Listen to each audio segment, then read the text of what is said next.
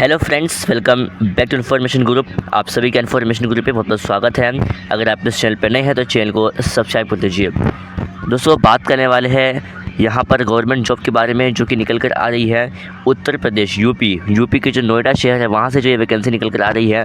और ये जो वैकेंसी आपकी होने वाली है ये इसका यहाँ पे लिखा हुआ है कि a unit of security and printing corporation of India limited, यहाँ से वैकेंसी निकल कर आ रही है नोएडा से। और यहाँ पे हम देखें तो ये जो है गौतम बुद्ध नगर यूपी, ये जो है इसका डिस्ट्रिक्ट का नाम यहाँ पर है। पिन कोड आप यहाँ पे देख सकते हैं। और वेबसाइट की बात करें हम लोग यहाँ पर तो वेबसाइट आपका ये रहेगा जिसका आपका यहाँ पर ये है imgnoida. ठीक है, ये आपका जो है वेबसाइट होने वाला है। और जो वैकेंसी है वो 28 मार्च 2026 को जो जारी किया गया था इस नोटिफिकेशन को। और यहाँ पे हम देखें तो यहाँ पे बातें लिखी गई है इंग्लिश में भी और हिंदी में भी। तो और मेन मुद्दे में बात करें हम लोग यहाँ पर जैसे कि कौन से पोस्ट होने वाले हैं वैकेंसी के अंदर में, तो आप देख सकते हैं कि जैसे कि सुपरवाइज़र की पोस्ट है, ठीक है ना, उसमें ही सुपरवाइज़र की आपकी जो है मैकेनिस्ट की पोस्ट होने वाली है। और इसमें ही आपका जो है इलेक्ट्रिकल की पोस्ट है। फिर यहाँ पे हम देखें तो सुपरवाइज़र में आपका मेटलर्जी और जो आपका स्कल्पचर मेटल वर्क होता है वो, और जो आपका जूनियर ऑफिस असिस्टेंट की पोस्ट यहाँ पर होने वाली है। इसके अलावा यहाँ पर जूनियर यहाँ पर बुलियन असिस्टेंट की पोस्ट है, JR हिंदी टाइपिस्ट की पोस्ट है, लेबोरेटरी असिस्टेंट की पोस्ट है, JR टेक्नीशियन फिटर की पोस्ट होने वाली है। फिर आपका इस तरीके से यहाँ पर JR टेक्नीशियन अटेंडेंट ऑपरेटर की पोस्ट है। और जितने भी पोस्ट है उसके नीचे ही जो आपकी जो सैलरी लेवल है वो लिख दिया गया है और सैलरी भी जो है मेंशन कर दिया गया है। सबसे हाई लेवल की सैलरी आपकी होने वाली है सुपरवाइज़र में पोस्ट में। यहाँ पे आप देख सकते हैं LS1 की पोस्ट यहाँ पर सैलरी यहाँ पर होती है जो कि 27,000 से स्टार्ट होती है और 95,000 तक यहाँ पर आपकी सैलरी जाती है। इसमें हम पोस्ट की बात करें तो आप देख सकते हैं कि आपकी जो पोस्ट होती है इसके अंदर वो 18 होती है। पोस्ट के अंदर तो यहाँ पे आपकी जो है ना 2 ही पोस्ट है। और ये एक SC के लिए है, एक ST और एक OBC के लिए है जो कि एक बैकलॉग पोस्ट होती है। और ये जो है 18 से लेकर के 30 तक इसकी जो एज लिमिट रहती है। अब जितने भी पोस्ट है उसका आप जहाँ पर पोस्ट नंबर और जो रिजर्वेशन है वो, उसके अलावा एज लिमिट और कहाँ सैलरी लिखा हुआ है वो आप यहाँ पे देख सकते हैं। अब बात करें हम लोग एजुकेशन क्वालिफिकेशन की, यानी कि कौन लोग इसमें अप्लाई कर सकते हैं जिसको हम बोलते हैं एलिजिबिलिटी क्राइटेरिया, उसकी बात करें तो यहाँ पे लिखा हुआ है जितने भी पोस्ट है उसके नाम। तो जैसे कि आप देख सकते हैं कि यहाँ पे लिखा हुआ है सुपरवाइज़र ऐसे की पोस्ट है। और इस पोस्ट में अगर आपने BTech किया हुआ है, BE किया हुआ है या फिर BSc किया हुआ है तो आप इसमें अप्लाई कर सकते हैं।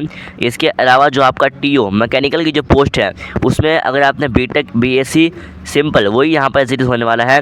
और आपका इलेक्ट्रिकल की पोस्ट है तो इसमें भी अगर आपने BTech BTech BE और BSc किया हुआ तो आप इसमें अप्लाई कर सकते हैं, लेकिन वो इलेक्ट्रिकल में होना चाहिए, ठीक है ना यहाँ पर। उसके अलावा यहाँ पर मेटलर्जी की पोस्ट है तो इसमें अगर आपने यहाँ पर मेटलर्जी में किया हुआ है इंजीनियरिंग BSc या फिर BTech या फिर BE तो आप इसमें अप्लाई कर सकते हैं।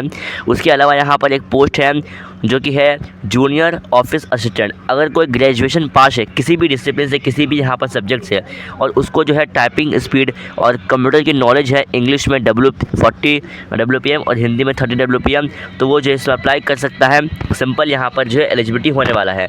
उसके अलावा JR हिंदी टाइपिस्ट की पोस्ट है। अब इसमें जो है ना सेम आपका होने वाला है यहाँ पर इससे पहले वाले पोस्ट की तरह, बस इसमें जो है ना आपका हिंदी में जो टाइपिस्ट है टाइपिंग स्पीड है वो 30 WPM जो आपकी होनी चाहिए। अब यहाँ पर टेक्निकल कंट्रोल जहाँ पर बलियन की पोस्ट है तो पहला आपका है यहाँ पर इनग्रेवर। तो इसमें अगर आपने यहाँ पर बैचलर डिग्री किया हुआ है आर्ट से, ठीक है ना, जो बच्चे आर्ट से किए हुए हैं बैचलर डिग्री तो वो इसे अप्लाई कर सकते हैं, सिंपल सी बात है, ओके। और यहाँ पर आपका एक पोस्ट है जूनियर बुलियन असिस्टेंट की पोस्ट है। अगर आपने ग्रेजुएशन पास किया हुआ है किसी भी डिसिप्लिन से और आपके पास इंग्लिश में टाइपिंग स्पीड 40 WPM की हासिल की हुई है और हिंदी में 30 WPM तो आप इसे अप्लाई कर सकते हैं। फिर आपका एक पोस्ट है लेबोरेटरी असिस्टेंट, बैचलर डिग्री किया हुआ है आपने BSc केमिस्ट्री से, ठीक है, तो आप इसे अप्लाई कर सकते हैं। मिनिमम 55% मार्क्स जो आपका मांगा गया है, ठीक है। और ये जूनियर टेक्नीशियन फिटर की पोस्ट है। फुल टाइम आपने ITI किया हुआ है, जो बच्चा ITI किए हुए हैं NCVT SCVT से फिटर ट्रेड से तो आप इसे अप्लाई कर सकते हैं।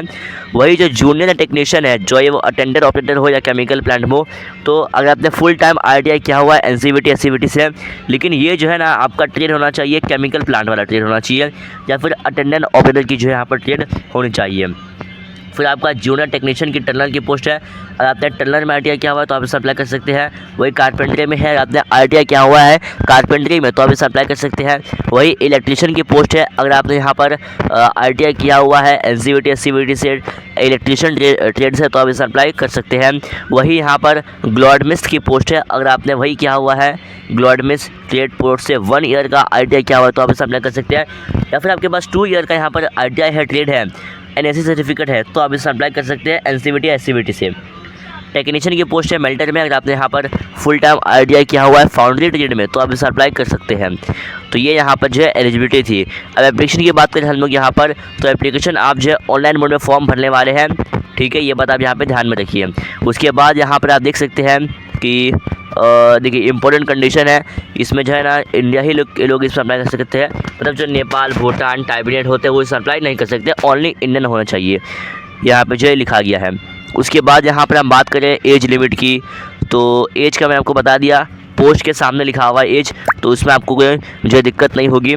उसके अलावा और बात करें इंपॉर्टेंट चीज़ के बारे में, तो जैसे कि आप देख सकते हैं कि जो वेबसाइट है वो 28 मार्च को ओपन हो गया था, ओके, और जो ऑनलाइन एप्लीकेशन और फी जमा करने का डेट है वो भी 28 मार्च से स्टार्ट हो गया था, और इसका जो लास्ट डेट होगा वो 27 अप्रैल होगा। यानी कि आपको जो टोटल 1 महीने का टाइम यहाँ पे जो दिया गया है, और अभी जो है हाफ मंथ निकल चुका है। आज जब मैं शूट कर रहा हूँ वीडियो वो दिन है 10 तारीख, यानी कि आपके पास लगभग 17 डेज़ का टाइम है, आप इसमें फॉर्म भर सकते हैं। शायद हो सकता है कि वीडियो जो है बाद में भी अपलोड हो 1 से 2 दिन के बाद, तो आप समझ सकते हैं बात को। अब यहाँ पे हम बात करें क्लोजिंग वेबसाइट लिंक की, तो वो 27 अप्रैल है, ठीक है ना। उसके बाद हम बात करें एडमिट कार्ड की, तो एडमिट कार्ड आपका जो है नोटिफाई किया जाएगा, और हो सकता है कि एडमिट कार्ड की बात करें हम लोग यहाँ पर, तो एडमिट कार्ड सिंपल है, आपका एग्जाम से जो 1 हफ्ते पहले आ सकता है। और जो आपका CBT टेस्ट होने वाला है वो मई या जून के अंदर होगा, यानी कि अभी चल जाए अप्रैल, यानी कि अगले महीने ले ले या फिर जून में ले ले, तो यहाँ पर ये कर सकते हैं ये लोग। जो आपका टाइपिंग और स्किल टेस्ट है वो आपका होगा जून में या जुलाई में। देखिए अगर आपका CBT होता है मई में तो आपका सिंपल सी बात है, अगले महीने यानी कि जून में आपका ले लिया जाएगा स्किल टेस्ट। वही अगर आपका स्किल टेस्ट ही होता है लेट जुलाई में होगा, फिर आपका जो लिस्ट है वो आपका जो है जुलाई में आ जाएगा, मतलब जून में अगर होगा तो जुलाई में आ जाएगा, ऐसा सीन है। लेकिन अगर इसलिए जो है यहाँ पे 2 मंथ के नाम लिखे गए हैं, वो चाहते तो यहाँ पर सिर्फ मई लिख सकते थे, लेकिन यहाँ पे जून भी लिखा गया, क्योंकि ऐसा भी हो सकता है कि वो मई के लास्ट वीक में ले ले या फिर जून के फर्स्ट वीक में ले ले, तो इसलिए उन्होंने जो है यहाँ पर 2 महीने के नाम यहाँ पे लिखे गए स्लैश करके। उसके अलावा बात करें हम लोग यहाँ पर अपर एज लिमिट की, तो उसमें आपको मिलती है छूट, जैसे कि SC ST को 5 साल की छूट मिलती है, और OBC है NCL वाले उनको 3 साल की यहाँ पे छूट मिलती है। जो विकलांग कैंडिडेट है तो उसमें भी कैटेगरी वाइज है, जैसे कि कोई विकलांग UR है EWS है तो उसके लिए 10 साल की छूट है, कोई SC ST से विकलांग है तो उसके लिए जो है 15 साल की छूट है, और कोई OBC से विकलांग है तो उसके लिए 13 साल की यहाँ पे छूट होने वाली है। उसके अलावा यहाँ पर ये है एक्स सर्विसमैन के लिए बात लिखी गई है, यहाँ पे आप इसको पढ़ सकते हैं अगर आप एक्स सर्विसमैन हो है तो। और ये है डिपार्टमेंटल कैंडिडेट, जो डिपार्टमेंट में कैंडिडेट रह चुके या फिर अभी भी है तो उनके लिए जो ये बातें जो है लिखी गई है, अगर आप है तो पढ़ सकते हैं इसको। उसके बाद हमें बात करें हम लोग एग्जामिनेशन फ़ीस की, तो एग्जामिनेशन फ़ीस जो है ना आपकी होने वाली है 1000 रुपये होने वाली है, ठीक है। ये जो है आपके नॉन रिफंडेबल, ठीक है, और ये उनके लिए है जो फॉर बिलोंगिंग UR EWS और OBC। उसके अलावा जो SC ST है विकलांग है उनके लिए जो एप्लीकेशन फ़ीस है वो नहीं होने वाली है, लेकिन जो SC ST विकलांग है उनके लिए जो है नॉन रिफंडेबल के तौर पर 200 रुपया होगा टुवर्ड सर्विस एक्सपेंस। ये आपका यहाँ पर कोई एग्जामिनेशन फ़ीस नहीं है, ये 200 रुपया जो है ना आपको भरना है, चाहे आप SC ST से है विकलांग से है, वो आपको भरना है एज अ सर्विस एक्सपेंस के तौर पर, ठीक है ना। लेकिन जो यहाँ पर बाकी कैंडिडेट है जनरल है UR है, ठीक है, OBC है, अब यहाँ पे मेल फीमेल की बात नहीं हो रही, फीमेल के लिए भी एप्लीकेशन फ़ीस है अगर वो यहाँ पर इस कैटेगरी से आते हैं तो, ठीक है ना। कैटेगरी वाइज यहाँ पर छूट है, फीमेल के लिए भी एप्लीकेशन फ़ीस होने वाली है 100 रुपये होने वाली है उनके लिए। और ये एप्लीकेशन फ़ीस नहीं है, ये आपका बेसिकली एग्जामिनेशन फ़ीस है, लेकिन इन SC ST और विकलांग भाई साहब को इनको जो है एग्जामिनेशन फ़ीस नहीं देना है, इनको जो है सिर्फ देना है आपको सर्विस एक्सपेंस 200 रुपया, जो कि नॉन रिफंडेबल रहने वाला है, ठीक है। अब यहाँ पे देख लीजिए ये है आपका प्रोबेशन पीरियड, उसके अलावा एग्जीक्यूशन ऑफ बॉन्ड आपका यहाँ पे लिखा हुआ है। सिलेक्शन में उसकी बात करें हम लोग यहाँ पे आपका CBT एग्ज़ाम होने वाला है। अब जो CBT एग्ज़ाम है उसके आपके लगभग इसके अंदर 3 टेस्ट होते हैं, general arithmetic, logical reasoning, technician, professional knowledge is relevant trade. अब जो आपका जनरल अरिथमेटिक है ये आपका मैथमेटिक्स है, ठीक है, तो इसके 25 क्वेश्चन आएंगे 25 मार्क्स के लिए, और जो आपका लॉजिकल रीजनिंग है उसके 20 क्वेश्चन आएंगे 20 मार्क्स के लिए। वही टेक्नीशियन, प्रोफेशनल नॉलेज नॉलेज है आपका रिलेवेंट ट्रेड के अंदर, वो ट्रेड की बात हो रही है यहाँ पर। जिस ट्रेड से आप अप्लाई करेंगे उस ट्रेड का आपका क्वेश्चन आएगा। तो इसके लिए 105 क्वेश्चन, 105 मार्क्स के लिए 150 क्वेश्चन, 150 मार्क्स टोटल आपको यहाँ पर टाइम जो है मिलेगा 120 मिनट। ठीक है, 120 मिनट मतलब आपको 2 घंटा यहाँ पर टाइम मिलने वाला है। फिर आपका यहाँ पर है CBT सिंगल फेस। अब जो सिंगल फेस CBT है वो है इनग्रेवर, स्कल्पचर और मेटल वर्क के लिए। तो इसमें भी सेम एज इट इज़ यहाँ पे जो छापा गया है, कुछ भी चेंज यहाँ पे नहीं है, आप देख सकते हैं एग्जैक्ट यहाँ पर होने वाला है आपको। उसके बाद यहाँ पर लेबोरेटरी असिस्टेंट है। ठीक है, सभी पोस्ट के लिए यहाँ पर जो है दिया गया है, ये देख सकते हैं। लेकिन ये जो आपका पोस्ट है junior office assistant, JR Boolean assistant, जो भी असिस्टेंट वाले पोस्ट है ना जो कि B3 में आते हैं, तो उनके लिए जो टेस्ट नेम है वो देख सकते हैं 5 अलग अलग है।